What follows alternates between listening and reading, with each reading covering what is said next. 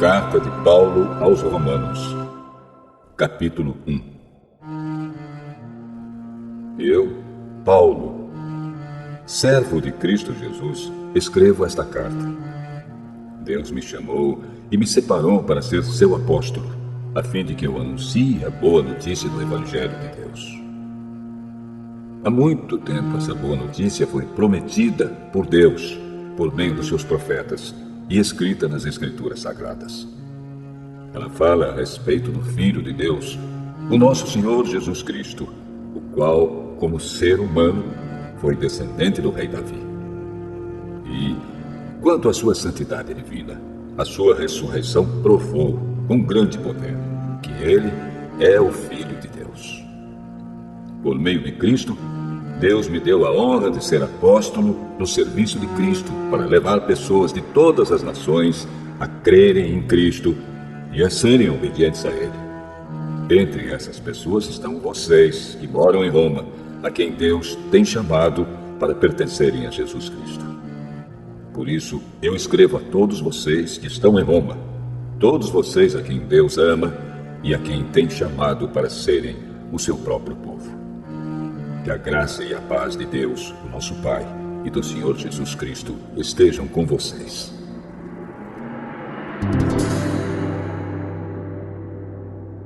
Em primeiro lugar, por meio de Jesus Cristo, dou graças ao meu Deus por todos vocês, pois no mundo inteiro se ouve falar a respeito da fé que vocês têm. Eu sirvo a Deus com todo o meu coração, anunciando a boa notícia a respeito do seu Filho. Deus é testemunha de que digo a verdade. Ele sabe que eu sempre lembro de vocês e oro por vocês. E peço a Deus que, se for da sua vontade, Ele faça com que agora eu possa ir visitá-los. Pois eu quero muito vê-los, a fim de repartir bênçãos espirituais com vocês para fortalecê-los, quer dizer, para que nos animemos uns aos outros por meio da fé que vocês e eu temos. Meus irmãos, quero que saibam que muitas vezes resolvi ir visitá-los, mas fui impedido até agora de fazer isso. Pois eu gostaria que o meu trabalho produzisse resultados entre vocês também, como tem acontecido entre outros não-judeus. Pois é meu dever pregar a todos, tanto aos civilizados como aos não civilizados, tanto aos instruídos como aos sem instrução. É por isso que eu quero anunciar o Evangelho também a vocês que moram em Roma. Eu não me envergonho do Evangelho, pois ele é o poder de Deus para salvar todos os que creem, primeiro os judeus e também os não-judeus. Pois o Evangelho mostra como é que Deus nos aceita. É por meio da fé, do começo ao fim. Como dizem as Escrituras Sagradas, viverá aquele que, por meio da fé, é aceito por Deus. Do céu, Deus revela a sua ira contra todos os pecados e todas as maldades das pessoas que, por meio das suas más ações, não deixam que os outros conheçam a verdade a respeito de Deus. Deus castiga essas pessoas porque o que se pode conhecer a respeito de Deus está bem claro para elas, pois foi o próprio Deus que lhes mostrou isso. Desde que Deus criou o mundo, as suas qualidades invisíveis, isto é, o seu poder eterno e a sua natureza divina, têm sido vistas claramente. Os seres humanos podem ver tudo isso nas coisas que Deus tem feito, e, portanto, eles não têm desculpa nenhuma.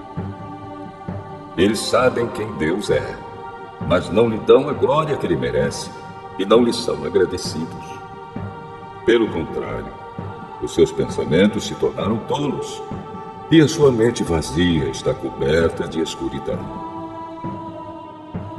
Eles dizem que são sábios, mas são tolos. Em vez de adorarem ao Deus imortal, adoram ídolos que se parecem com seres humanos, ou com pássaros, ou com animais de quatro patas, ou com animais que se arrastam pelo chão. Por isso Deus entregou os seres humanos aos desejos do coração deles, para fazerem coisas sujas, e para terem relações vergonhosas uns com os outros. Eles trocam a verdade sobre Deus pela mentira e adoram e servem as coisas que Deus criou, em vez de adorarem e servirem o próprio Criador, que deve ser louvado para sempre. Amém. Por causa das coisas que essas pessoas fazem, Deus as entregou a paixões vergonhosas. Pois até as mulheres trocam as relações naturais pelas que são contra a natureza. E também os homens deixam as relações naturais com as mulheres e se queimam de paixão uns pelos outros. Homens têm relações vergonhosas uns com os outros e por isso recebem em si mesmos o castigo que merecem por causa dos seus erros. E, como não querem saber do verdadeiro conhecimento a respeito de Deus, Ele entregou os seres humanos aos seus maus pensamentos, de modo que eles fazem o que não devem. Estão cheios de todo tipo de perversidade, maldade, ganância, vícios, ciúmes, crimes de morte, brigas, mentiras e malícia. Caluniam e falam mal uns dos outros. Têm ódio de Deus e são atrevidos, orgulhosos e vaidosos. Inventam maneiras de fazer o mal. Desobedecem aos pais, são imorais, não cumprem a palavra, não têm amor por ninguém e não têm pena dos outros.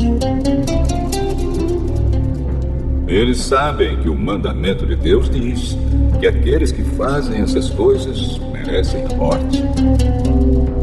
Mas mesmo assim continuam a fazê-las e, pior ainda, aprovam os que fazem as mesmas coisas que eles fazem.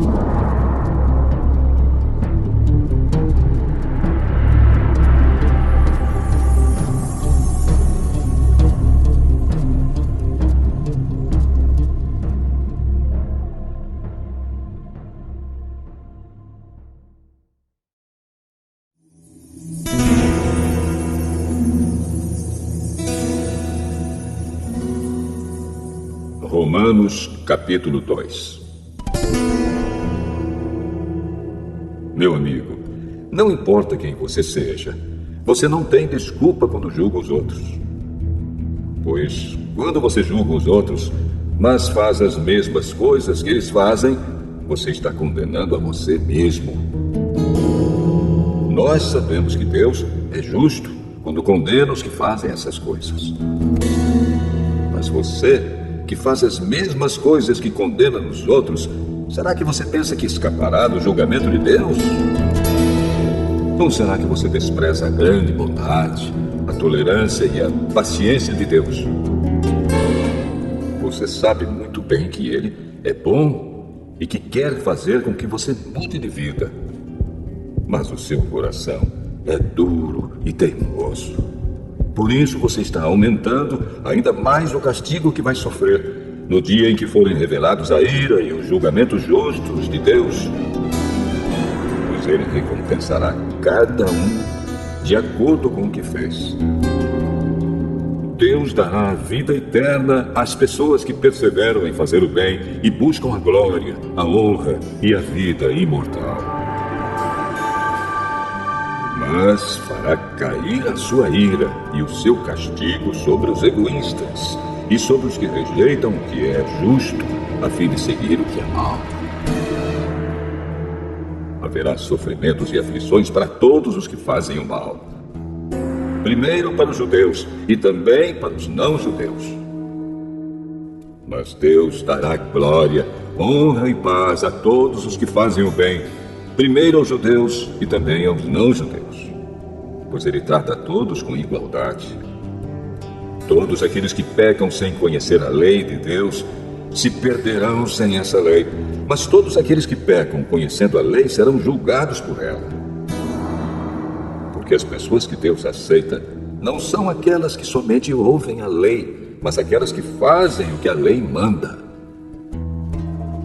Os não-judeus não têm a lei, mas quando fazem pela sua própria vontade o que a lei manda, eles são a sua própria lei, embora não tenham uma lei. Eles mostram, pela sua maneira de agir, que têm a lei escrita no seu coração. A própria consciência deles mostra que isso é verdade. E os seus pensamentos, que às vezes os acusam e às vezes os defendem, também mostram isso. E de acordo com o evangelho que eu anuncio, assim será naquele dia em que Deus, por meio de Cristo Jesus, julgará os pensamentos secretos de todas as pessoas. O que dizer de você? Você diz que é judeu, confia na lei e se orgulha do Deus que você adora. Você sabe o que Deus quer que você faça e aprende na lei a escolher o que é certo. Você tem a certeza de que é guia dos cegos, luz para os que estão na escuridão, orientador dos que não têm instrução e professor dos jovens. Você está certo de que encontra na lei a apresentação completa do conhecimento e da verdade. Você que ensina os outros, por que é que não ensina a você mesmo? Se afirma que não se deve roubar, por que é que você mesmo rouba? Se você diz que não se deve cometer adultério, por que é que você mesmo comete adultério? Você odeia os ídolos, mas rouba as coisas dos templos. Você se orgulha de ter a lei de Deus, mas você é uma vergonha para Deus porque desobedece a sua lei. Pois as Escrituras Sagradas dizem: os não-judeus falam mal de Deus por causa de vocês, os judeus. A circuncisão tem valor se você, que é judeu, obedecer à lei. Porém, se não obedecer, é como se você não tivesse sido circuncidado.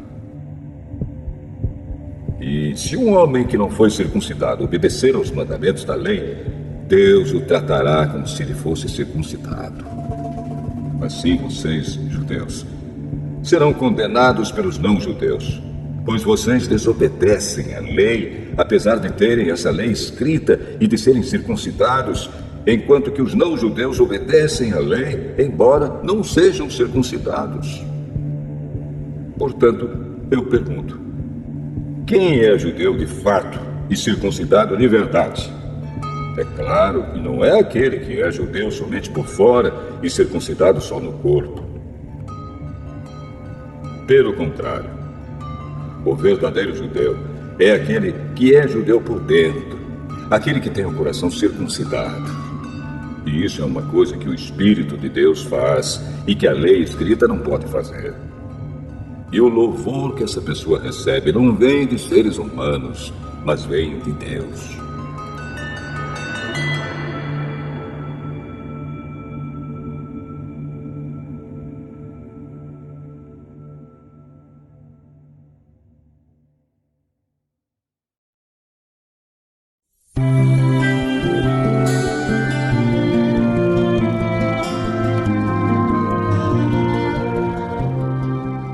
Romanos capítulo 3. Então, qual é a vantagem de ser judeu? Será que ser circuncidado tem algum valor? Tem sim, e de muitas maneiras.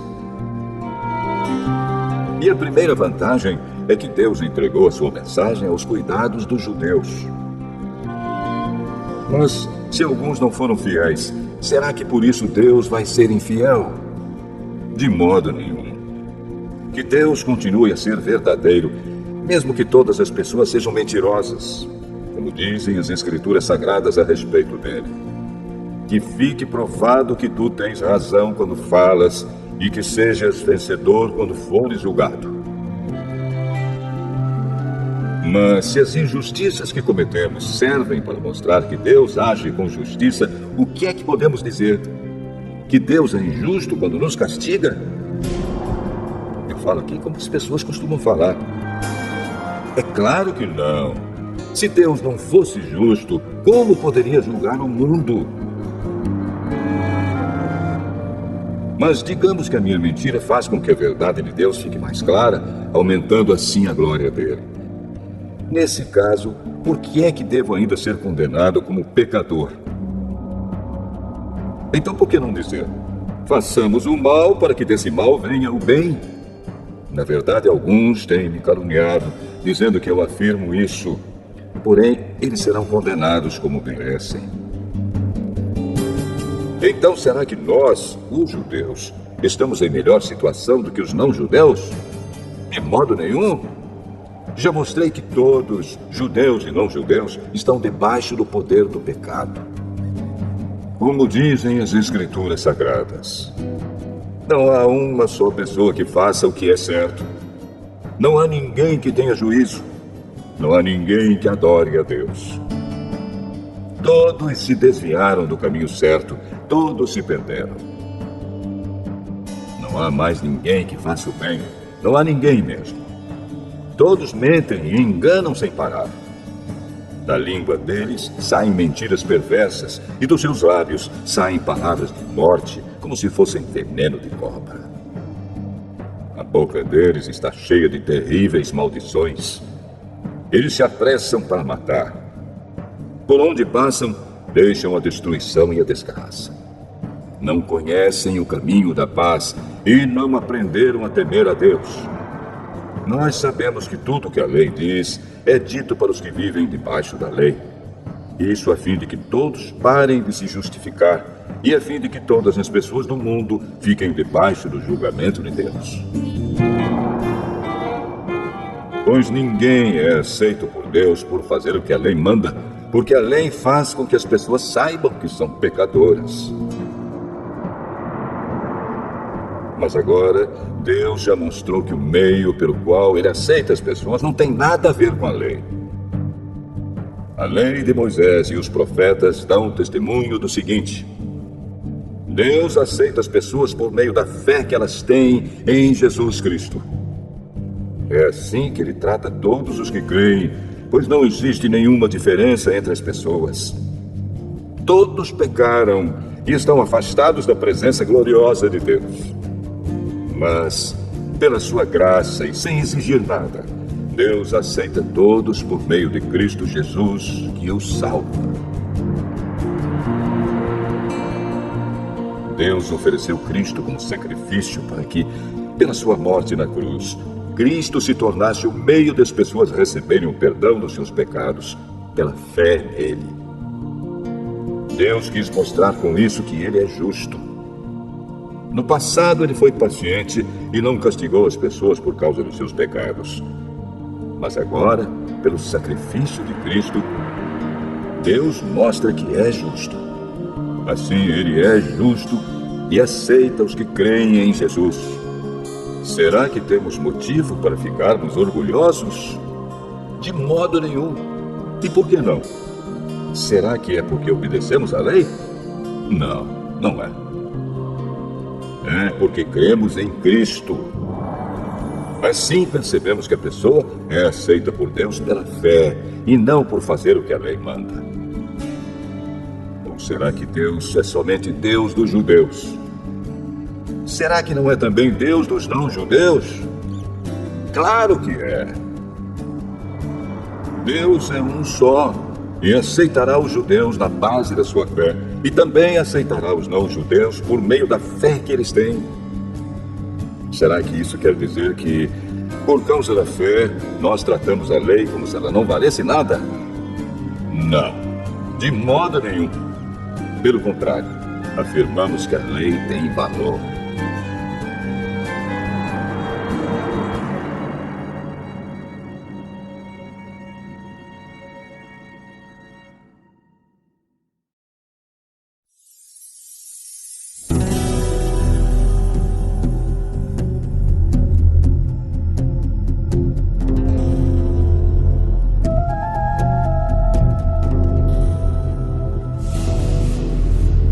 Romanos, capítulo 4.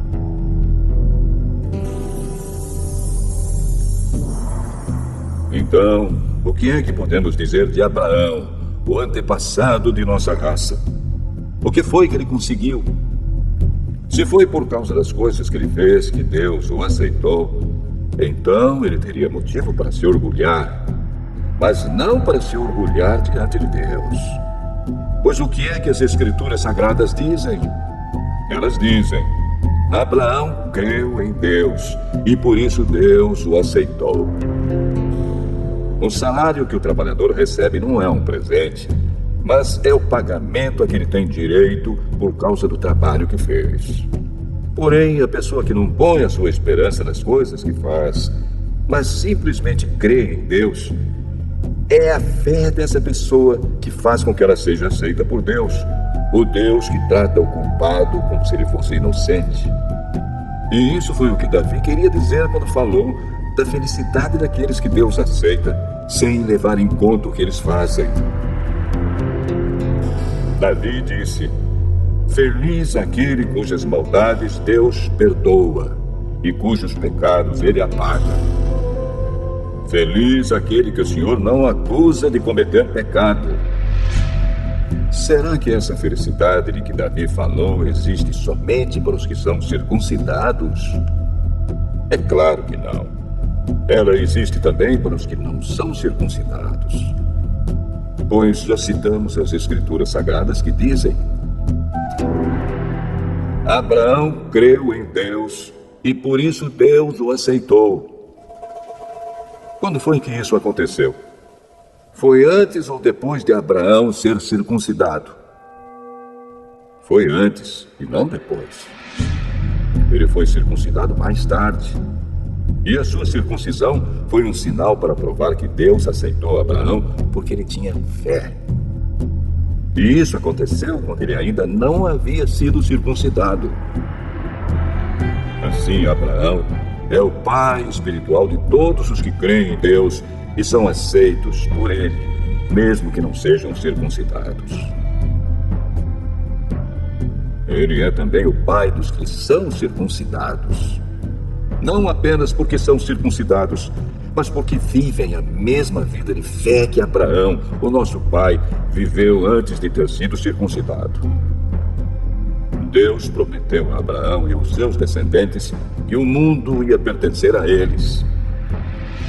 Essa promessa foi feita não porque Abraão tinha obedecido à lei, mas porque ele havia crido em Deus e havia sido aceito por ele.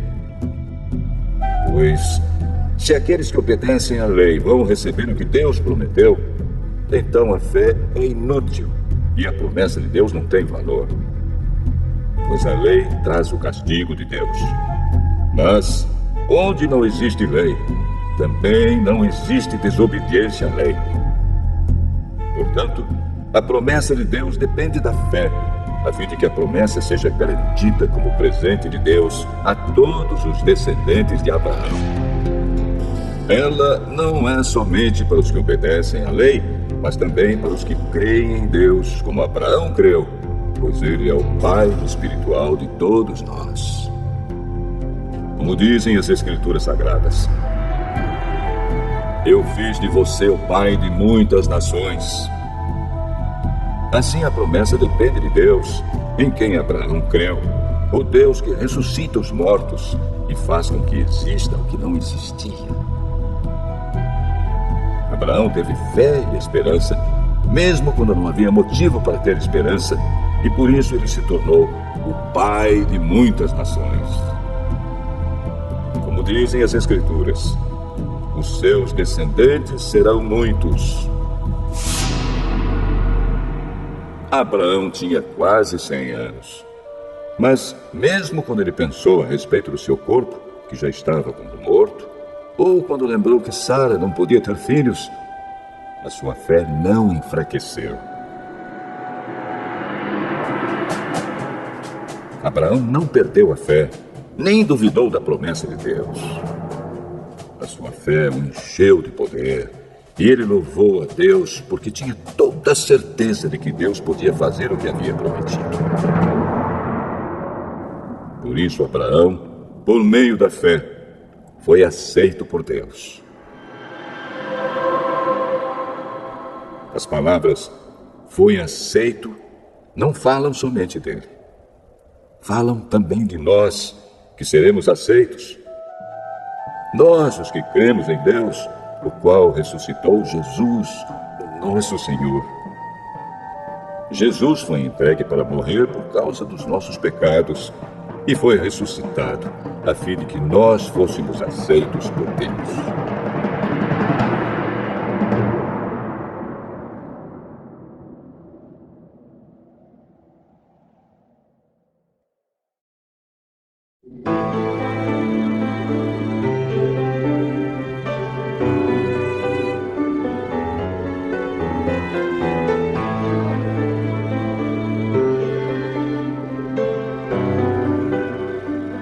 Romanos, capítulo 5.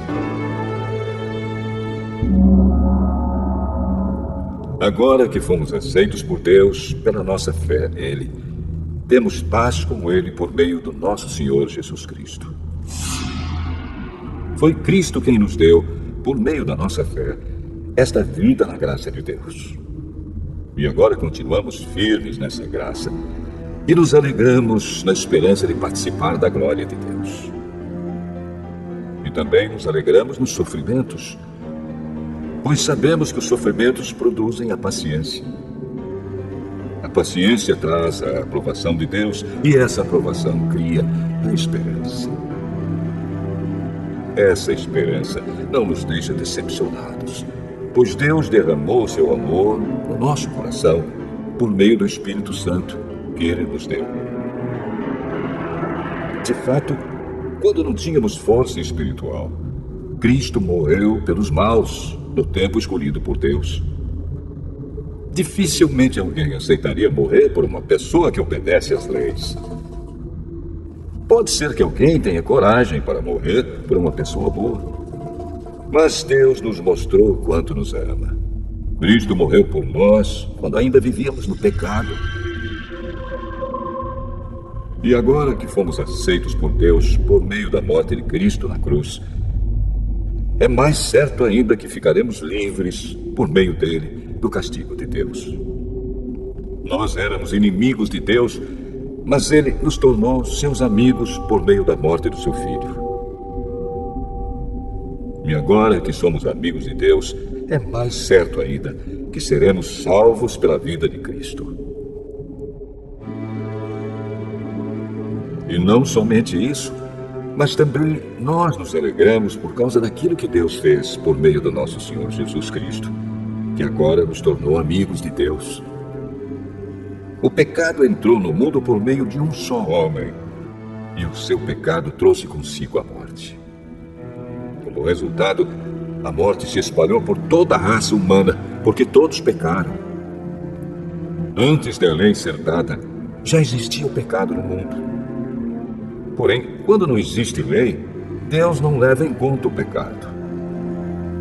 Mas, desde o tempo de Adão até Moisés, a morte dominou todos os seres humanos, mesmo os que não pecaram como Adão, quando ele desobedeceu à ordem de Deus.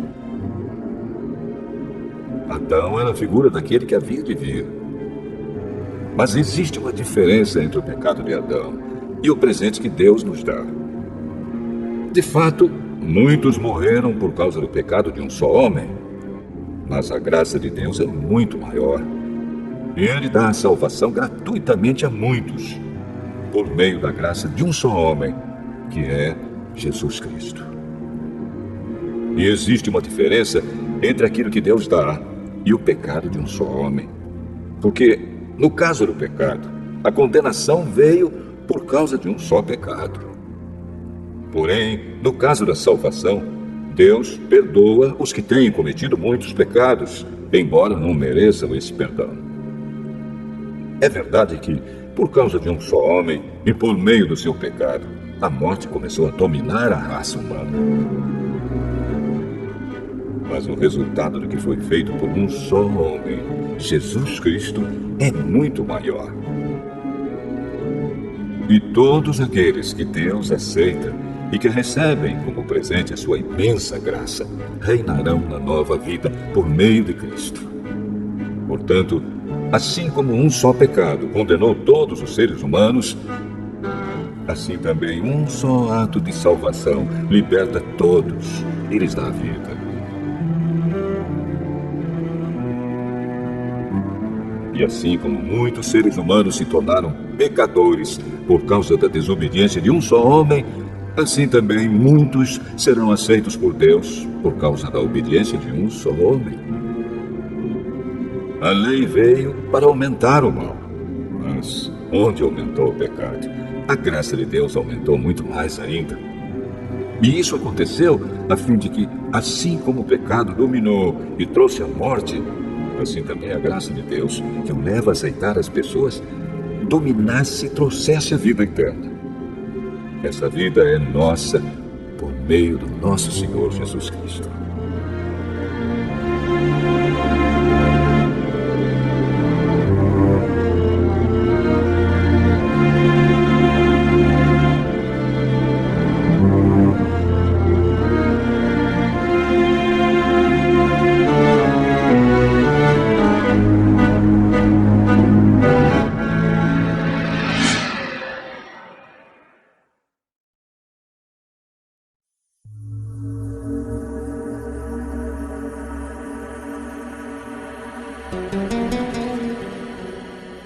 Romanos capítulo 6. Portanto, o que vamos dizer? Será que devemos continuar vivendo no pecado para que a graça de Deus aumente ainda mais? É claro que não. Nós já morremos para o pecado. Então, como podemos continuar vivendo nele? Com certeza vocês sabem que quando fomos batizados para ficarmos unidos com Cristo Jesus, fomos batizados para ficarmos unidos também com a sua morte. Assim, quando fomos batizados, fomos sepultados com Ele por termos morrido junto com Ele. E isso para que, assim como Cristo foi ressuscitado pelo poder glorioso do Pai, assim também nós vivamos uma vida nova. Pois, se fomos unidos com Ele por uma morte igual à dele, assim também seremos unidos com Ele por uma ressurreição igual à dele. Pois sabemos que a nossa velha natureza pecadora já foi morta com Cristo na cruz, a fim de que o nosso eu pecador fosse morto, e assim não sejamos mais escravos do pecado. Pois quem morre fica livre do poder do pecado. Se já morremos com Cristo, cremos que também viveremos com Ele. Sabemos que Cristo foi ressuscitado e nunca mais morrerá, pois a morte não tem mais poder sobre Ele. A sua morte foi uma morte para o pecado e valeu de uma vez por todas. E a vida que Ele vive agora é uma vida para Deus. Assim também vocês devem se considerar mortos para o pecado, mas, por estarem unidos com Cristo Jesus, devem se considerar vivos para Deus. Portanto, não deixem que o pecado domine o corpo mortal de vocês e faça com que vocês obedeçam aos desejos pecaminosos da natureza humana. E também, não entreguem nenhuma parte do corpo de vocês ao pecado, para que ele a use a fim de fazer o que é mal. Pelo contrário, como pessoas que foram trazidas da morte para a vida, entreguem-se completamente a Deus, para que Ele use vocês a fim de fazerem o que é direito. O pecado não dominará vocês, pois vocês não são mais controlados pela lei, mas pela graça de Deus. O que é que isso quer dizer? Vamos continuar pecando porque não somos mais controlados pela lei, mas pela graça de Deus? É claro que não. Pois vocês sabem muito bem que, quando se entregam a alguma pessoa para serem escravos dela, são de fato escravos dessa pessoa a quem vocês obedecem. Assim sendo, vocês podem obedecer ao pecado que produz a morte, ou podem obedecer a Deus e ser aceitos por Ele. Mas damos graças a Deus porque vocês, que antes eram escravos do pecado, agora já obedecem de todo o coração às verdades que estão nos ensinamentos que receberam. vocês foram libertados do pecado e se tornaram escravos de Deus para fazer o que é direito. Falo com palavras bem simples, porque vocês ainda são fracos. No passado, vocês se entregaram inteiramente como escravos da imoralidade e da maldade para servir o mal. Entreguem-se agora inteiramente como escravos daquilo que é direito, para viver uma vida dedicada a Deus. Quando eram escravos do pecado, vocês não faziam o que é direito. Porém, o que é que vocês receberam de bom quando faziam aquelas coisas de que agora têm vergonha? Pois o resultado de tudo aquilo é a morte. Mas agora vocês foram libertados do pecado e são escravos de Deus. Por isso vocês ganham uma vida completamente dedicada a Ele. E o resultado é que vocês terão a vida eterna. Pois o salário do pecado é a morte. Mas o presente gratuito de Deus é a vida eterna que temos em união com Cristo Jesus, o nosso Senhor.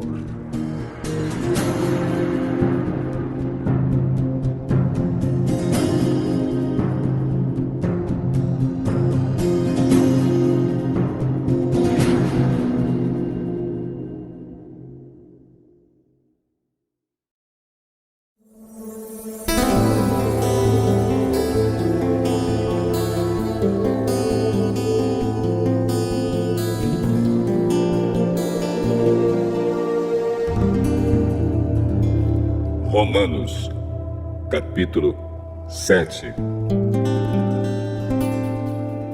Meus irmãos, vocês todos podem compreender muito bem o que vou dizer. Vocês conhecem as leis e sabem que elas só têm poder sobre uma pessoa enquanto essa pessoa está viva. Por exemplo, a mulher casada está ligada pela lei ao marido enquanto ele estiver vivo. Mas, se ele morrer, ela estará livre da lei que a liga ao marido. De modo que, se ela viver com outro homem enquanto o marido estiver vivo, ela será chamada de adúltera. Mas, se o marido morrer, ela estará legalmente livre e não cometerá adultério se casar com outro homem. O mesmo acontece com vocês, meus irmãos. Do ponto de vista da lei, vocês também já morreram, pois são parte do corpo de Cristo. E agora pertencem a Ele, que foi ressuscitado para que nós possamos viver uma vida útil no serviço de Deus. Pois, quando vivíamos de acordo com a nossa natureza humana, os maus desejos despertados pela lei agiam em todo o nosso ser e nos levavam para a morte. Porém, agora estamos livres da lei porque já morremos para aquilo que nos mantinha prisioneiros. Por isso somos livres para servir a Deus, não da maneira antiga, obedecendo à lei escrita, mas da maneira nova, obedecendo ao Espírito de Deus. O que vamos dizer então? Que a própria lei é pecado?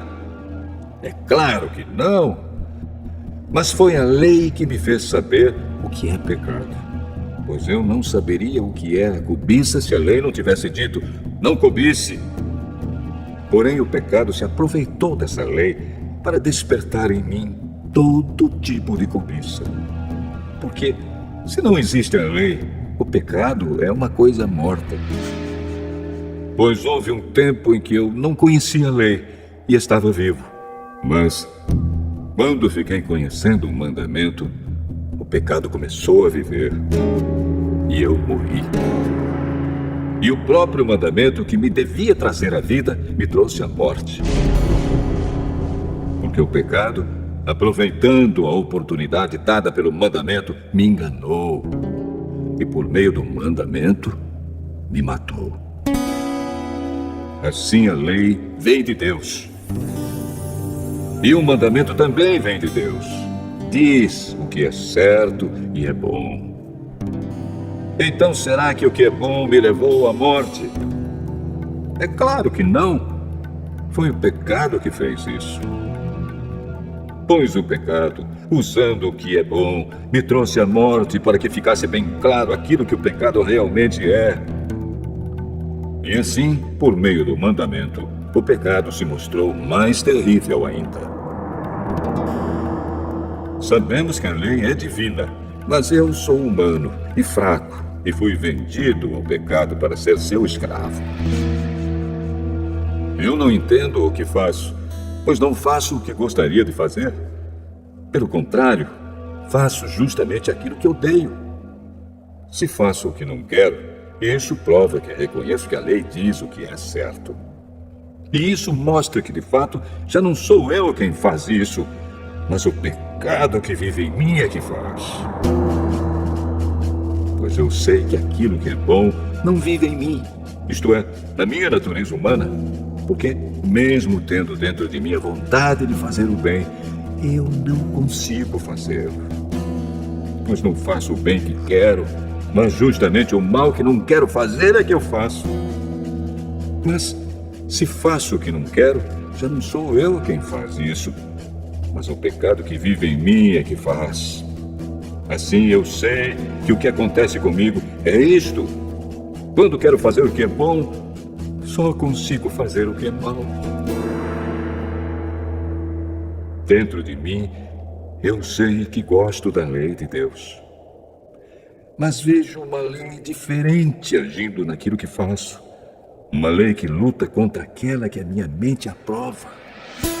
Ela me torna prisioneiro da lei do pecado que age no meu corpo. Como sou infeliz! Quem me livrará deste corpo que me leva para a morte? Que Deus seja louvado, pois Ele fará isso por meio do nosso Senhor Jesus Cristo. Portanto, esta é a minha situação. No meu pensamento, eu sirvo a lei de Deus, mas na prática, sirvo a lei do pecado.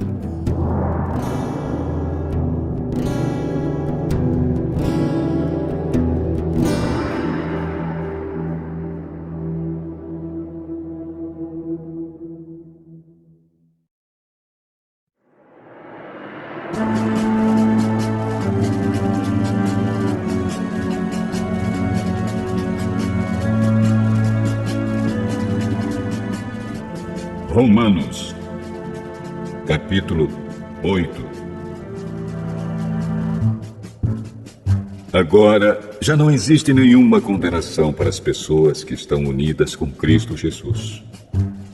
Pois a lei do Espírito de Deus, que nos trouxe vida por estarmos unidos com Cristo Jesus, livrou você da lei do pecado e da morte.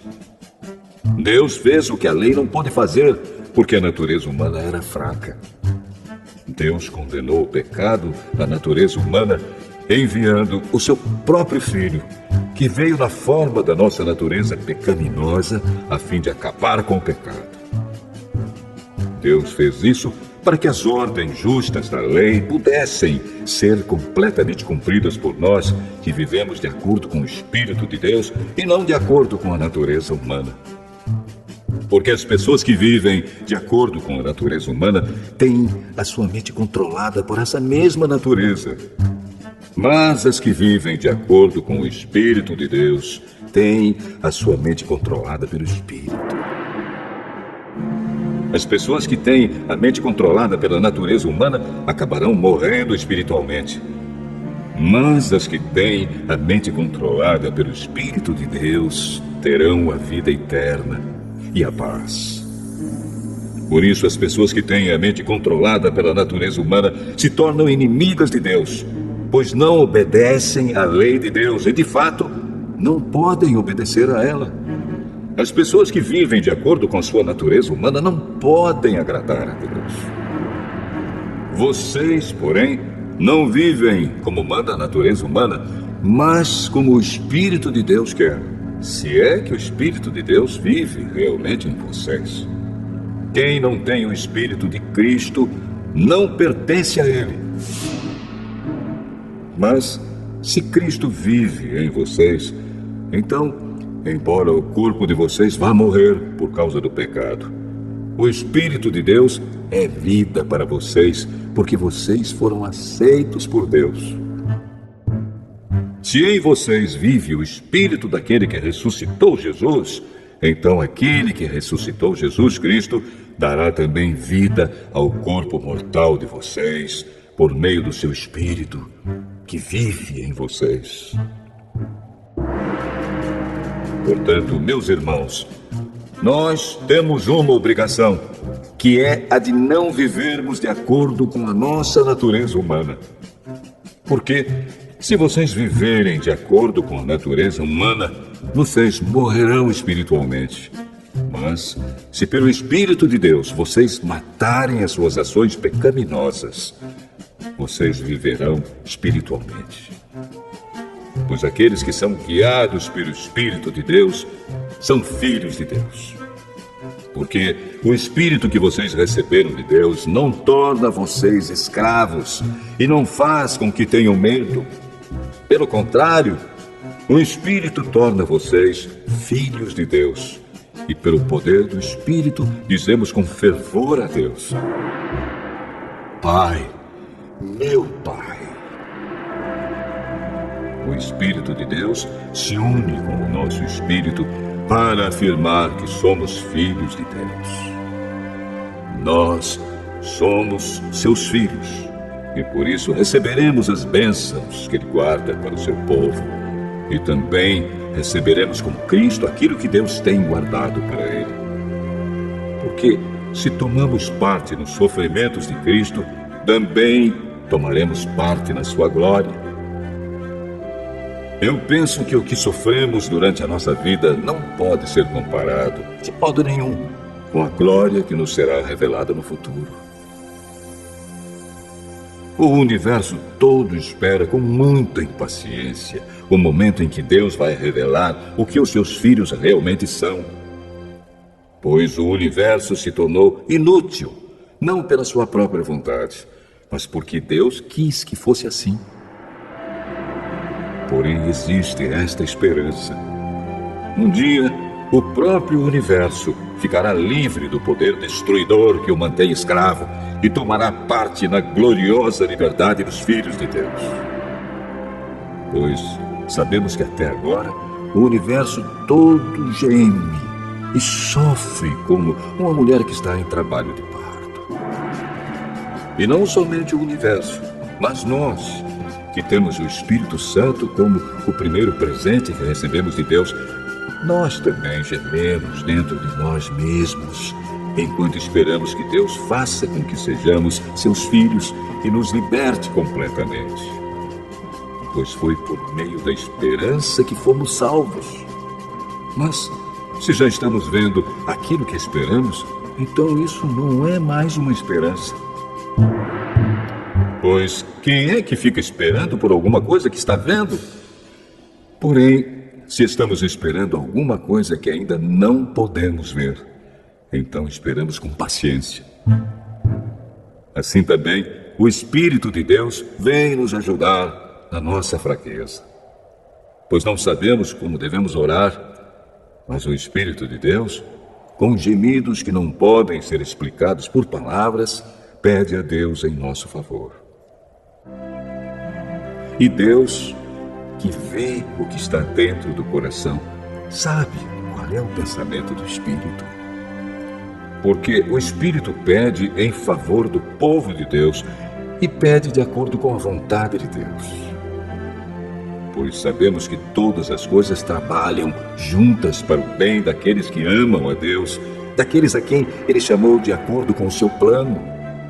Porque aqueles que já tinham sido escolhidos por Deus, Ele também separou a fim de se tornarem parecidos com seu Filho.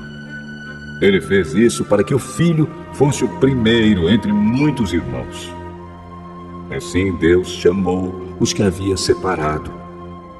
Não somente os chamou, mas também os aceitou. E não somente os aceitou, mas também repartiu a sua glória com eles. Diante de tudo isso, o que mais podemos dizer? Se Deus está do nosso lado, quem poderá nos vencer? Ninguém.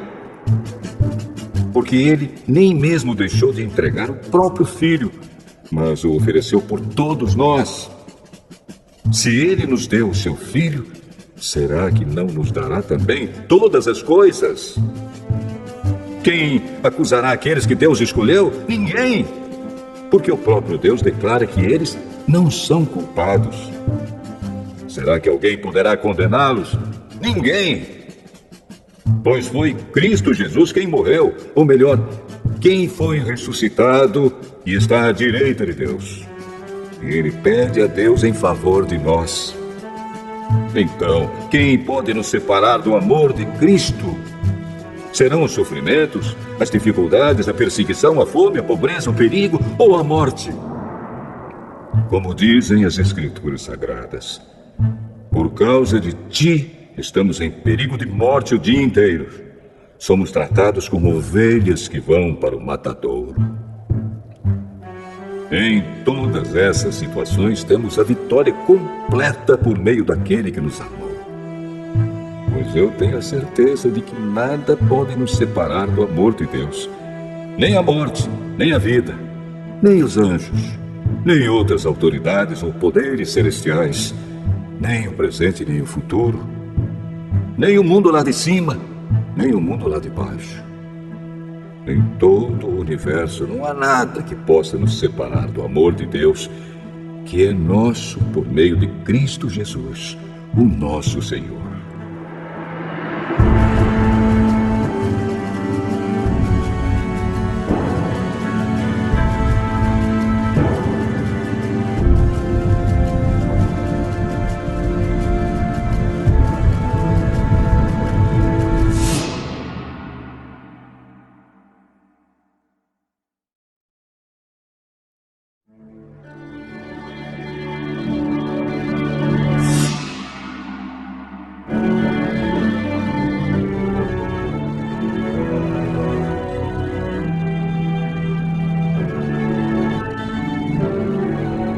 Romanos, capítulo 9. O que eu digo é verdade. Sou de Cristo e não minto. Pois a minha consciência, que é controlada pelo Espírito Santo, também me afirma que não estou mentindo. Sinto uma grande tristeza e uma dor sem fim no coração por causa do meu povo, que é a minha raça e meu sangue. Para o bem desse povo, eu mesmo poderia desejar receber a maldição de Deus e ficar separado de Cristo. Eles são um povo escolhido por Deus. Ele os tornou seus filhos e repartiu a sua glória com eles. Deus fez suas alianças com eles e lhes deu a lei, a verdadeira maneira de adorar e as promessas. Eles são descendentes dos patriarcas. E como ser humano, Cristo pertence à raça deles. Que Cristo, que é o Deus que governa todos, seja louvado para sempre. Amém. Eu não estou dizendo que a promessa de Deus tenha falhado. De fato, nem todos os israelitas fazem parte do povo de Deus. Nem todos os descendentes de Abraão são filhos de Deus. Pois Deus disse a Abraão: por meio de Isaque é que você terá os descendentes que eu lhe prometi. Isso quer dizer que os que são considerados como os verdadeiros descendentes de Abraão são aqueles que nasceram como resultado da promessa de Deus, e não os que nasceram de modo natural. Pois, quando fez a promessa, Deus disse a Abraão o seguinte: no tempo certo eu voltarei, e Sara, sua mulher, terá um filho. E mais ainda, os dois filhos de Rebeca tinham o mesmo pai, o nosso antepassado Isaque. Mas, para que a escolha de um deles fosse completamente de acordo com o plano de Deus, o próprio Deus disse a Rebeca: o mais velho será dominado pelo mais moço. Disse isso antes de eles nascerem e antes de fazerem qualquer coisa, boa ou má. Assim ficou confirmado que é de acordo com o seu plano que Deus escolhe aqueles que Ele quer chamar, sem levar em conta o que eles tenham feito. Como dizem as Escrituras Sagradas: eu escolhi Jacó, mas rejeitei Esaú. O que vamos dizer então?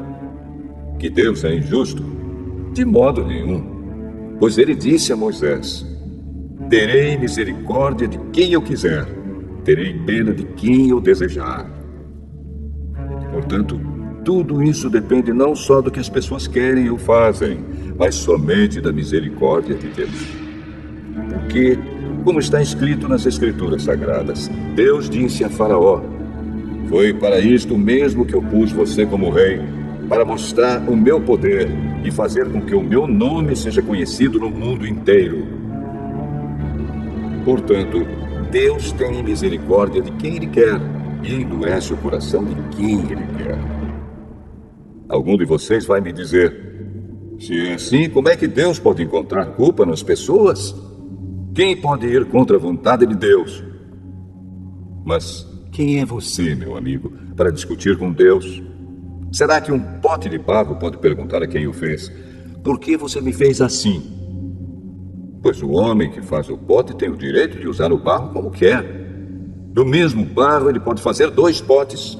Um pote para uso especial e outro para uso comum. E foi isso que Deus fez.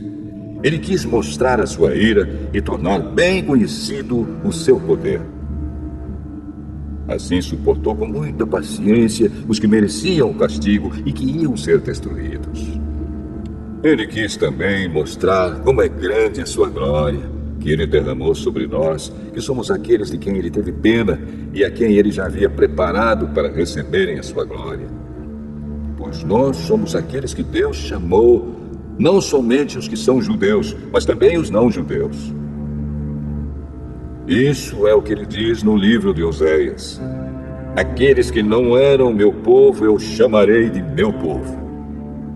A nação que eu não amava chamarei de minha amada. E no mesmo lugar onde foi dito: vocês não são o meu povo, ali eles serão chamados de os filhos do Deus vivo. E Isaías disse a respeito de Israel: mesmo que o povo de Israel seja tão numeroso como os grãos de areia da praia do mar, somente alguns deles serão salvos. Pois o Senhor julgará logo e de uma vez o mundo inteiro. Como o próprio Isaías tinha dito antes: se o Senhor Todo-Poderoso não nos tivesse deixado alguns descendentes, seríamos agora como a cidade de Sodoma, estaríamos destruídos como Gomorra. O que vamos dizer então? Vamos dizer isto: os não-judeus que não procuravam ser aceitos por Deus foram aceitos por meio da fé. Porém, o povo de Israel, que procurava uma lei para ser aceito por Deus, não encontrou o que estava procurando. E por que não? Porque eles procuravam alcançar isso por meio das suas ações e não por meio da fé. Eles tropeçaram na pedra de tropeço, como dizem as Escrituras Sagradas. Veja, estou colocando em Sião uma pedra em que eles vão tropeçar, a rocha que vai fazê-los cair. Mas quem crer nela não ficará desiludido.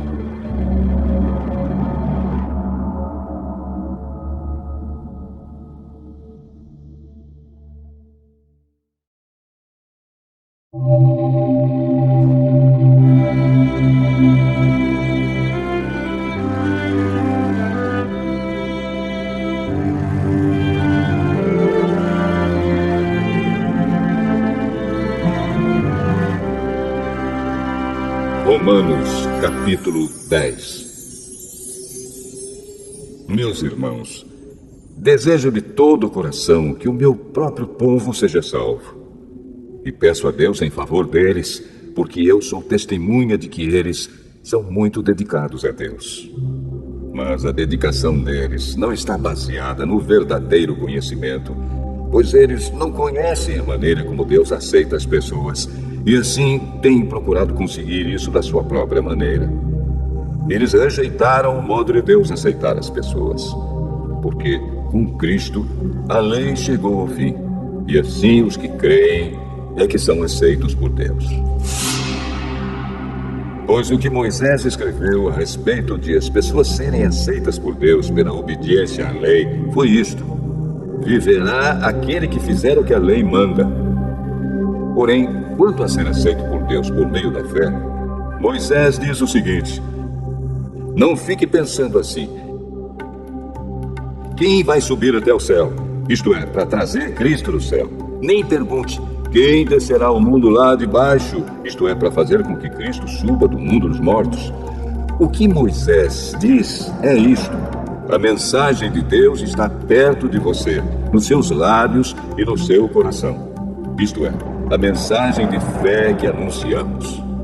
Se você disser com a sua boca: Jesus é Senhor, e no seu coração crer que Deus ressuscitou Jesus, você será salvo. Porque nós cremos com o coração e somos aceitos por Deus. Falamos com a boca e assim somos salvos. Porque as Escrituras Sagradas dizem: quem crer nele não ficará desiludido. Isso vale para todos, pois não existe nenhuma diferença entre judeus e não-judeus. Deus é o mesmo Senhor de todos e abençoa generosamente todos os que pedem a sua ajuda. Como dizem as Escrituras Sagradas, todos os que pedirem a ajuda do Senhor serão salvos. Mas como é que as pessoas irão pedir se não crerem nele? E como poderão crer se não ouvirem a mensagem? E como poderão ouvir se a mensagem não for anunciada? E como é que a mensagem será anunciada se não forem enviados mensageiros? As Escrituras Sagradas dizem: como é bonito ver os mensageiros trazendo boas notícias. Mas nem todos aceitam a boa notícia do Evangelho. Foi Isaías quem disse: Senhor, quem creu na nossa mensagem? Portanto, a fé vem por ouvir a mensagem. E a mensagem vem por meio da pregação a respeito de Cristo. Mas eu pergunto: será que eles não ouviram a mensagem? É claro que ouviram, como dizem as Escrituras. A voz deles se espalhou pelo mundo inteiro. As suas palavras alcançaram a terra toda. Eu pergunto ainda: será que o povo de Israel não soube disso? Moisés foi o primeiro a dar uma resposta. Ele disse: eu farei com que vocês fiquem com ciúmes de um povo que não é uma nação. Farei com que fiquem com raiva de uma nação de gente sem juízo. E Isaías foi mais corajoso ao anunciar o que Deus disse: eu fui achado por aqueles que não me procuravam e apareci aos que não perguntavam por mim. Mas a respeito de Israel, Deus disse: o dia inteiro eu abri os braços, pronto para receber um povo desobediente e rebelde.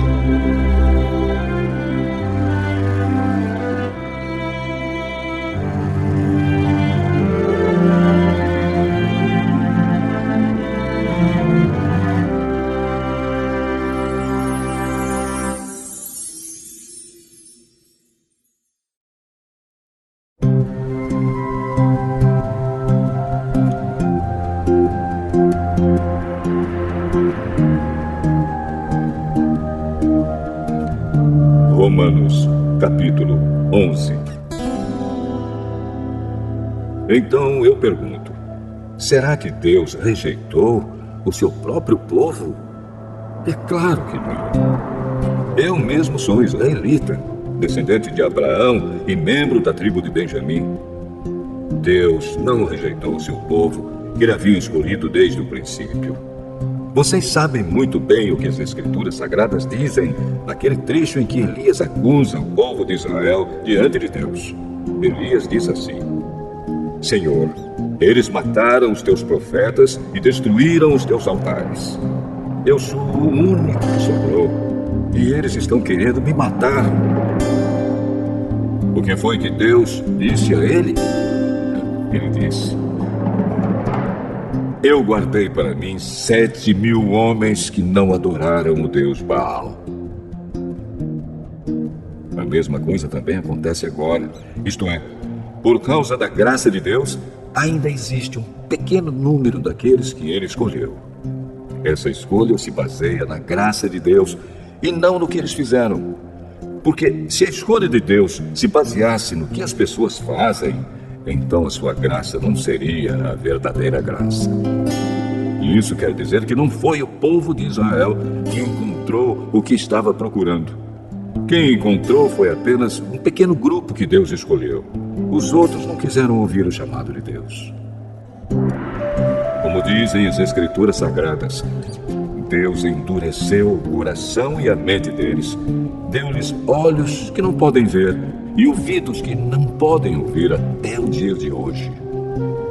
E Davi disse que nas suas festas eles sejam apanhados e enganados, que eles caiam e sejam castigados. Oh Deus, faze com que eles fiquem cegos e que fiquem sempre curvados debaixo do peso das suas dificuldades. Agora eu pergunto, quando os judeus tropeçaram, será que eles caíram para nunca mais se levantarem? É claro que não. Mas porque eles pecaram, a salvação veio para os não-judeus, para fazer com que os judeus ficassem com ciúmes deles. O pecado dos judeus trouxe grandes bênçãos para o mundo, e a sua pobreza espiritual trouxe ricas bênçãos para os não-judeus. Então, quando se completar o número de judeus que voltarão para Deus, as bênçãos serão muito maiores ainda. Agora, estou falando a vocês que não são judeus. Enquanto eu for o apóstolo dos não-judeus, terei orgulho do meu trabalho. Talvez eu possa fazer com os que são da minha própria raça fiquem com ciúmes, e assim seja possível salvar alguns deles. Porque, quando os judeus foram rejeitados, o resto do mundo se tornou amigo de Deus. O que acontecerá então quando eles forem aceitos? Os que estiverem mortos receberão a vida. Pois, se o primeiro pão assado depois da colheita é dedicado a Deus, isso quer dizer que todos os outros pães também são dedicados a Ele. E se as raízes de uma árvore são oferecidas a Deus, os galhos também são dele. Alguns galhos da oliveira cultivada foram quebrados, e um galho de oliveira brava foi enxertado nela. Pois vocês, os não-judeus, são como aquela oliveira brava, e agora tomam parte na força e na riqueza espiritual dos judeus. Portanto, vocês não devem desprezar os galhos que foram quebrados. Como é que vocês podem estar orgulhosos? Vocês são somente galhos. Não são vocês que sustentam a raiz. É a raiz que sustenta vocês. Porém, vocês dirão: sim, mas os galhos foram quebrados a fim de darem lugar para nós. Isso é verdade. Mas lembrem que eles foram quebrados porque não creram. No entanto, vocês continuam na oliveira porque creem. E não tenham orgulho disso. Pelo contrário, tenham medo. Se Deus não deixou de castigar os judeus, que são como galhos naturais, vocês acham que Ele vai deixar de castigar vocês? Vejam como Deus é bom e também é duro. Ele é duro para os que caíram e bom para vocês, se continuarem sempre confiando na bondade dele. Senão, vocês também serão cortados. E se os judeus abandonarem a sua descrença, serão enxertados na oliveira cultivada, pois Deus pode enxertá-los de novo. Vocês, os não-judeus, são como aquele galho de oliveira brava que foi cortado e enxertado contra a natureza da oliveira cultivada. Os judeus são como essa oliveira cultivada. Portanto, para Deus, será muito mais fácil enxertar de novo na própria árvore deles esses galhos quebrados. Meus irmãos, quero que vocês conheçam uma verdade secreta para que não pensem que são muito sábios. A verdade é esta: a teimosia do povo de Israel não durará para sempre, mas somente até que o número completo de não-judeus venha para Deus. É assim que todo o povo de Israel será salvo. Como dizem as Escrituras Sagradas, o Redentor virá de Sião, e tirará toda a maldade dos descendentes de Jacó. Eu, o Senhor, farei esta aliança com eles quando tirar os seus pecados. Os judeus rejeitaram o Evangelho e por isso são inimigos de Deus, para o bem de vocês, os não-judeus. Mas, pela escolha de Deus, eles são amigos dele, por causa dos patriarcas. Porque Deus não muda de ideia a respeito de quem ele escolhe e abençoa. Mas no passado, vocês que não são judeus, desobedeceram a Deus. Porém agora, vocês receberam a misericórdia de Deus por causa da desobediência dos judeus.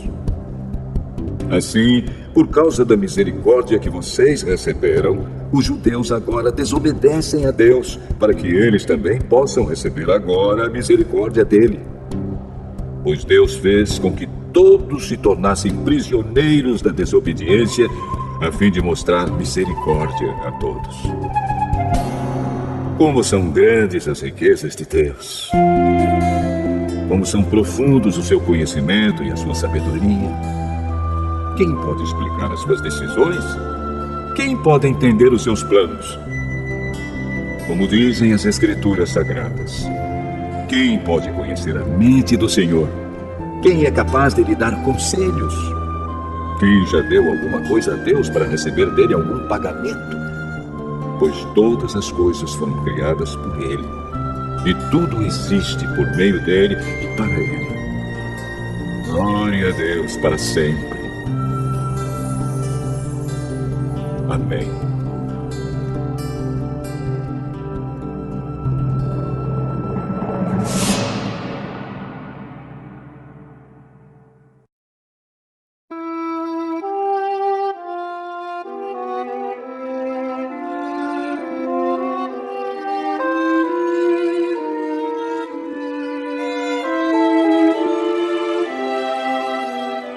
Romanos, capítulo 12.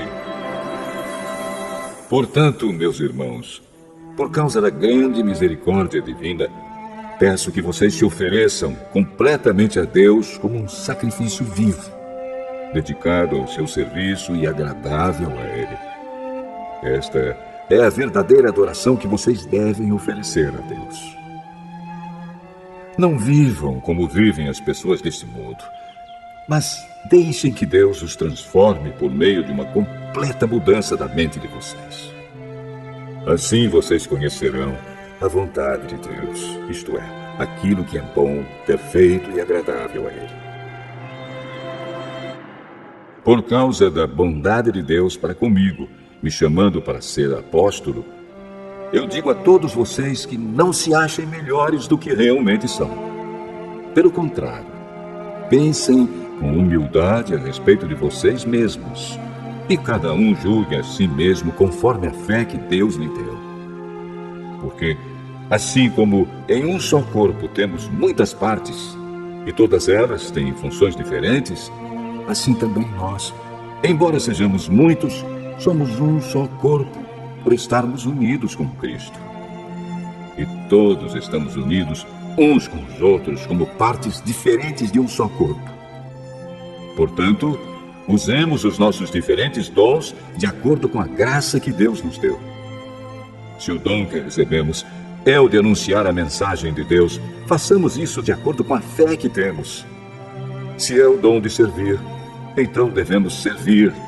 Se é o de ensinar, então ensinemos. Se é o dom de animar os outros, então animemos. Quem reparte com os outros o que tem, que faça isso com generosidade.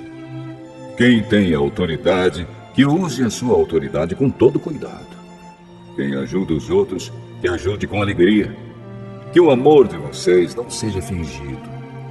Odeiem o mal e sigam o que é bom. Amem uns aos outros com o amor de irmãos em Cristo e se esforcem para tratar uns aos outros com respeito. Trabalhem com entusiasmo e não sejam preguiçosos. Sirvam o Senhor com o coração cheio de fervor. Que a esperança que vocês têm os mantenha alegres. Aguentem com paciência os sofrimentos e orem sempre. Repartam com os irmãos necessitados o que vocês têm e recebam os estrangeiros nas suas casas. Peçam que Deus abençoe os que perseguem vocês. Sim, peçam que Ele abençoe e não que amaldiçoe. Alegrem-se com os que se alegram e chorem com os que choram. Tenham por todos o mesmo cuidado. Não sejam orgulhosos, mas aceitem serviços humildes. Que nenhum de vocês fique pensando que é sábio. Não paguem a ninguém o mal com o mal. Procurem agir de tal maneira que vocês recebam a aprovação dos outros. No que depender de vocês, façam todo o possível para viver em paz com todas as pessoas. Meus queridos irmãos, nunca se vinguem de ninguém. Pelo contrário, deixem que seja Deus quem dê o castigo. Pois as Escrituras Sagradas dizem: eu me vingarei, eu acertarei contas com eles, diz o Senhor. Mas façam como dizem as Escrituras. Se o seu inimigo estiver com fome, dê comida a ele. Se estiver com sede, dê água.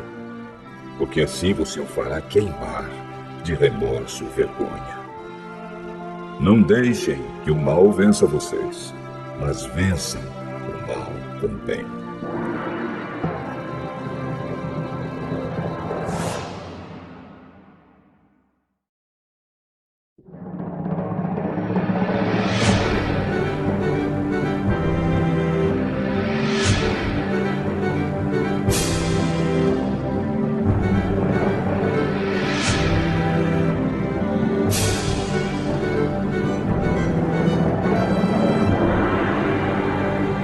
Romanos, capítulo 13. Obedeçam às autoridades todos vocês, pois nenhuma autoridade existe sem a permissão de Deus, e as que existem foram colocadas nos seus lugares por Ele. Assim, quem se revolta contra as autoridades está se revoltando contra o que Deus ordenou, e os que agem desse modo serão condenados. Somente os que fazem o mal devem ter medo dos governantes, e não os que fazem o bem. Se você não quiser ter medo das autoridades, então faça o que é bom, e elas o elogiarão, porque as autoridades estão a serviço de Deus para o bem de você. Mas, se você faz o mal, então tenha medo. Pois as autoridades, de fato, têm poder para castigar. Elas estão a serviço de Deus e trazem o castigo deles sobre os que fazem o mal. É por isso que você deve obedecer às autoridades. Não somente por causa do castigo de Deus, mas também porque a sua consciência manda que você faça isso. É por isso também que vocês pagam impostos, pois quando as autoridades cumprem os seus deveres, elas estão a serviço de Deus. Portanto, paguem ao governo o que é devido. Paguem todos os seus impostos e respeitem e honrem todas as autoridades. Não fiquem devendo nada a ninguém. A única dívida que vocês devem ter é a de amar uns aos outros. Quem ama os outros está obedecendo à lei. Os seguintes mandamentos: não cometa adultério, não mate, não roube, não cobice. Esses e ainda outros mais são resumidos num mandamento só: ame os outros como você ama a você mesmo. Quem ama os outros não faz mal a eles. Portanto, amar é obedecer a toda a lei. Vocês precisam fazer todas essas coisas porque sabem em que tempo nós estamos vivendo. Chegou a hora de vocês acordarem, pois o momento de sermos salvos está mais perto agora do que quando começamos a crer. A noite está terminando e o dia vem chegando. Por isso, paremos de fazer o que pertence à escuridão e peguemos as armas espirituais para lutar na luz. Vivamos decentemente, como pessoas que vivem na luz do dia. Nada de farras ou bebedeiras, nem imoralidade ou indecência, nem brigas ou ciúmes. Mas tenham as qualidades que o Senhor Jesus Cristo tem e não procurem satisfazer os maus desejos da natureza humana de vocês.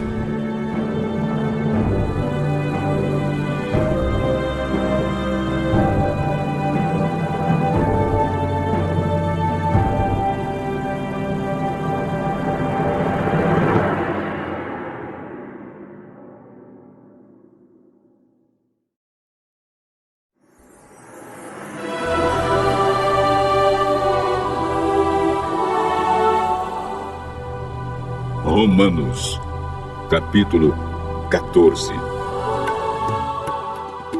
Aceitem entre vocês quem é fraco na fé, sem criticar as opiniões dessa pessoa. Por exemplo, algumas pessoas creem que podem comer de tudo, mas quem é fraco na fé come somente verduras e legumes. Quem come de tudo não deve desprezar quem não faz isso. E quem só come verduras e legumes não deve condenar quem come de tudo, pois Deus o aceitou. Quem é você para julgar o escravo de alguém? Se ele vai vencer ou fracassar, isso é da conta do dono dele.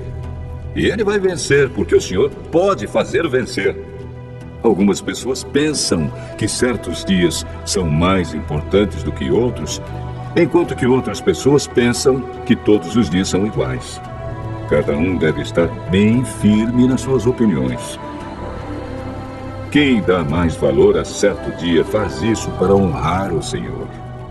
E também quem come de tudo faz isso para honrar o Senhor, pois agradece a Deus o alimento. E quem evita comer certas coisas faz isso para honrar o Senhor e dá graças a Deus. Porque nenhum de nós vive para si mesmo, e nenhum de nós morre para si mesmo. Se vivemos, é para o Senhor que vivemos. E se morremos, também é para o Senhor que morremos. Assim, tanto se vivemos como se morremos, somos do Senhor. Pois Cristo morreu e viveu de novo para ser o Senhor tanto dos mortos como dos vivos. Portanto, por que é que você, que só come verduras e legumes, condena o seu irmão? E você que come de tudo, por que despreza o seu irmão? Pois todos nós estaremos diante de Deus para sermos julgados por Ele. É isto que as Escrituras Sagradas dizem. Juro pela minha vida, diz o Senhor, que todos se ajoelharão diante de mim e todos afirmarão que eu sou Deus. Assim, cada um de nós prestará contas de si mesmo a Deus. Por isso, paremos de criticar uns aos outros. Pelo contrário, cada um de vocês resolva não fazer nada que leve o seu irmão a tropeçar ou cair em pecado. Por estar unido com o Senhor Jesus, eu estou convencido de que nada é impuro em si mesmo. Mas, se alguém pensa que alguma coisa é impura, então ela fica impura para ele. Se você faz com que um irmão fique triste por causa do que você come, então você não está agindo com amor. Não deixe que a pessoa por quem Cristo morreu se perca por causa da comida que você come.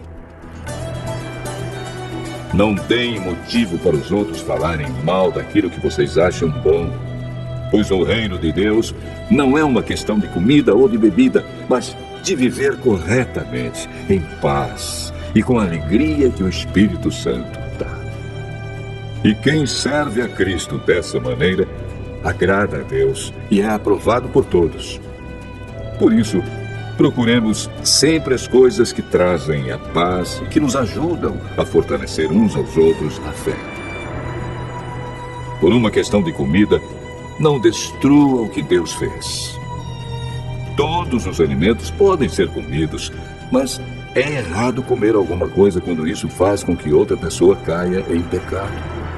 O que está certo é não comer carne, não beber vinho, nem fazer qualquer outra coisa que leve um irmão a cair em pecado. Mas guarde entre você mesmo e Deus o que você crê a respeito desse assunto. Feliz a pessoa que não é condenada pela consciência quando faz o que acha que deve fazer. Mas quem tem dúvidas a respeito do que come é condenado por Deus quando come, pois aquilo que ele faz não se baseia na fé. E o que não se baseia na fé é pecado.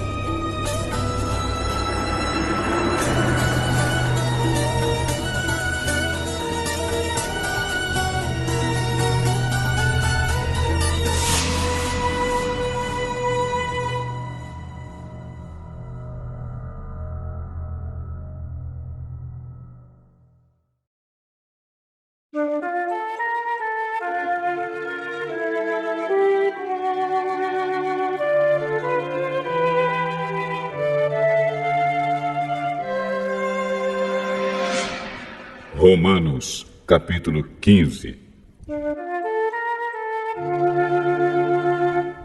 Nós que somos fortes na fé, devemos ajudar os fracos a carregarem as suas cargas e não devemos agradar a nós mesmos. Pelo contrário, cada um de nós deve agradar o seu irmão para o bem dele, a fim de que ele cresça na fé. Pois nem o próprio Cristo procurou agradar a si mesmo. Pelo contrário, como dizem as Escrituras Sagradas, as ofensas daqueles que te insultaram caíram sobre mim. Porque tudo o que está nas Escrituras foi escrito para nos ensinar, a fim de que tenhamos esperança por meio da paciência e da coragem que as Escrituras nos dão. Que Deus, que é quem dá paciência e coragem, ajude vocês a viverem bem uns com os outros, seguindo o exemplo de Cristo Jesus. E isso para que vocês, todos juntos, como se fossem uma só pessoa, louvem ao Deus e Pai do nosso Senhor Jesus Cristo. Portanto, aceitem uns aos outros para a glória de Deus, assim como Cristo aceitou vocês. Pois eu lhes digo que Cristo se tornou servo dos judeus a fim de mostrar que Deus é fiel, para fazer com que se cumprissem as promessas feitas por Deus aos patriarcas, e para fazer com que os não-judeus louvassem a Deus pela sua bondade.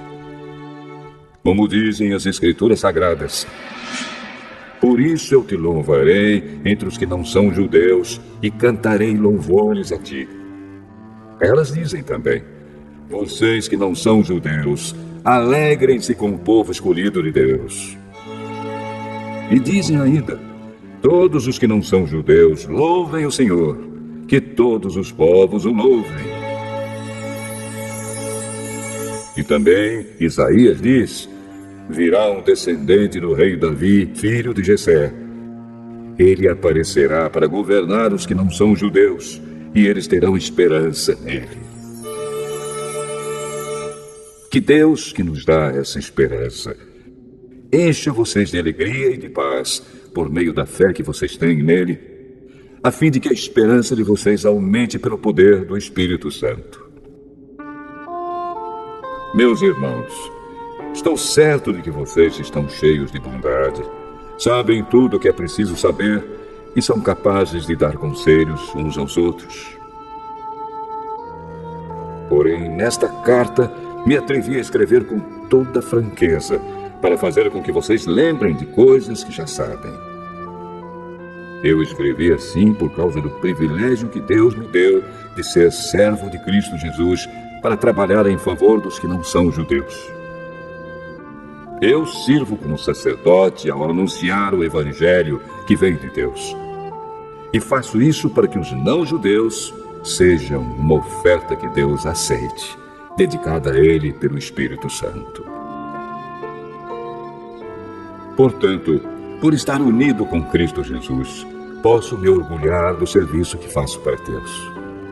Eu me atreverei a falar somente do que Cristo tem feito por meio de mim, a fim de levar os não-judeus a obedecerem a Deus.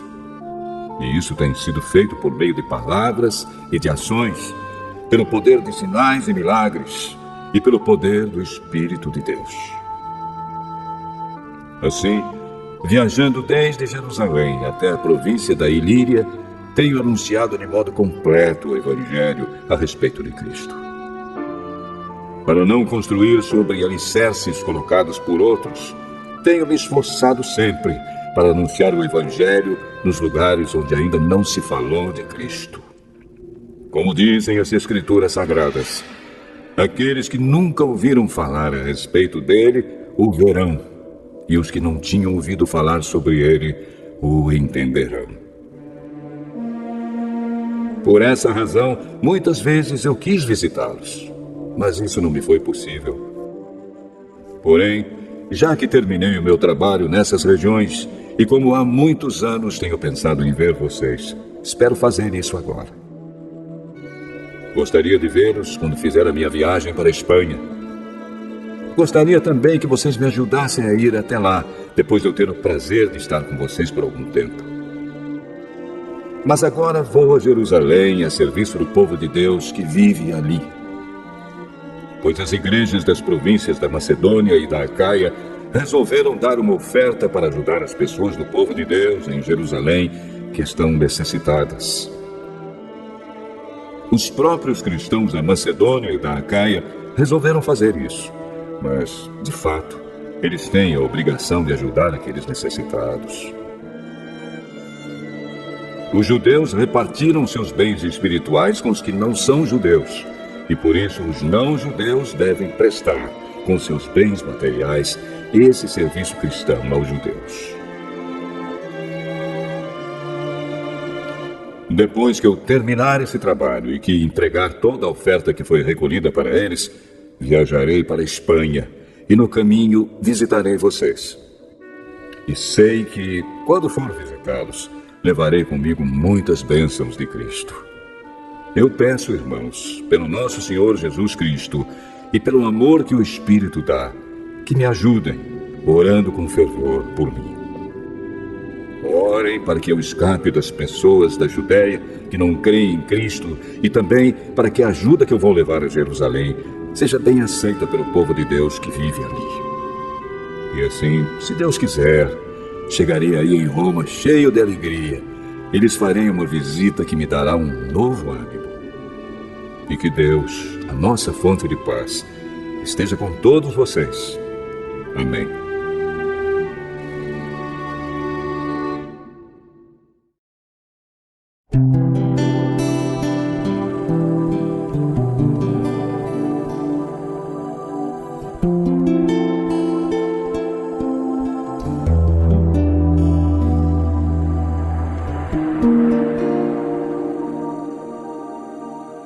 Romanos capítulo 16.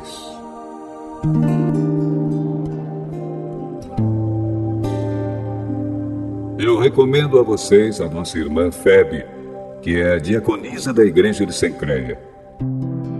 Recebam essa irmã em nome do Senhor, como deve fazer o povo de Deus. Deem a ela toda a ajuda que precisar, pois ela tem ajudado muita gente e a mim também. Mando saudações a Priscila e ao seu marido Áquila, meus companheiros no serviço de Cristo Jesus. Eles arriscaram a sua vida por mim. Sou muito agradecido a eles. E não somente eu, mas também todas as igrejas dos que não são judeus. Saudações também à igreja que se reúne na casa deles. Saudações ao meu querido amigo Epêneto, que foi o primeiro a crer em Cristo na província da Ásia. Saudações a Maria, que tem trabalhado muito por vocês. Saudações a Andrônico e a irmã Júnia, meus patrícios judeus, que estiveram comigo na prisão. Eles são apóstolos bem conhecidos e se tornaram cristãos antes de mim. Saudações a Amplíato, meu querido irmão no Senhor, e também a Urbano, nosso companheiro de trabalho no serviço de Cristo, e ao meu querido amigo Estaques. Saudações a Pérez, um irmão que tem dado muitas provas da sua fé em Cristo. Saudações ao pessoal da família de Aristóbulo. Saudações a Herodião, meu patrício judeu, e aos irmãos no Senhor da família de Narciso. Saudações a Trifena e a Trifosa, irmãs que trabalham no serviço do Senhor, e à minha querida amiga Pérside, que também tem trabalhado muito para o Senhor. Mando saudações a Rufo, trabalhador que tem se destacado no serviço do Senhor, e à mãe dele, que sempre me tratou como filho. Saudações aos irmãos Asíncrito, Flegonte, Hermes, Pátrobas, Hermas e a todos os irmãos que estão com eles. Saudações a Filólogo e a Júlia, a Nereu e a sua irmã, ao irmão Olimpas e a todas as pessoas do povo de Deus que estão com eles. Cumprimentem uns aos outros com um beijo de irmão. Todas as igrejas de Cristo mandam saudações a vocês. Meus irmãos, peço que tomem cuidado com as pessoas que provocam divisões, que atrapalham os outros na fé e que vão contra o ensinamento que vocês receberam.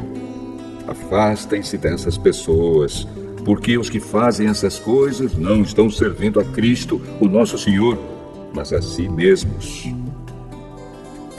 Por meio de conversa macia e com bajulação, eles enganam o coração das pessoas simples. Todos sabem como vocês têm sido fiéis ao Evangelho e por isso eu me alegro por causa de vocês. Quero que sejam sábios a respeito do que é bom e não tenham nada a ver com o que é mal. E Deus, a nossa fonte de paz, logo esmagará Satanás debaixo dos pés de vocês.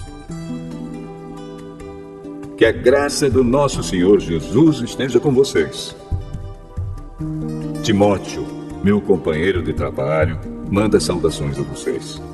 Lúcio, Jasão e Sosípatro, meus patrícios judeus, também mandam saudações. Eu, Tércio, que escrevi esta carta que Paulo ditou para mim, mando saudações a vocês. O meu hospedeiro Gaio, em casa de quem a igreja daqui se reúne, manda saudações a vocês. Erasto, o tesoureiro da cidade, e o nosso irmão Quarto também mandam saudações. Que a graça do nosso Senhor Jesus Cristo esteja com todos vocês. Amém. Louvemos a Deus, pois Ele pode conservar vocês firmes na fé, de acordo com o Evangelho que eu anuncio, isto é, a mensagem a respeito de Jesus Cristo. E de acordo também com a verdade secreta que nunca foi revelada no passado. Porém, essa verdade foi revelada agora por meio daquilo que os profetas escreveram. E por ordem do Deus eterno, ela se tornou conhecida em todas as nações, para que todos creiam e obedeçam. Ao Deus único e sábio seja dada glória para sempre, por meio de Jesus Cristo. Amém.